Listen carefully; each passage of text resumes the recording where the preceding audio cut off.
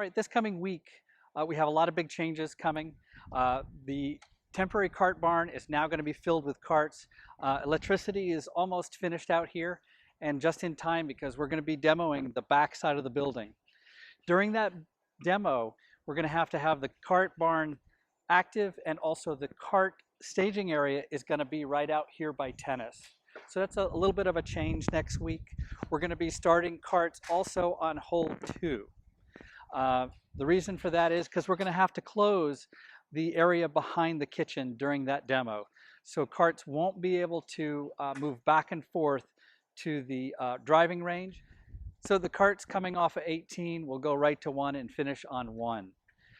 People wanting to go to the range will have to use the FP&L temporary cart path that will get them back and forth.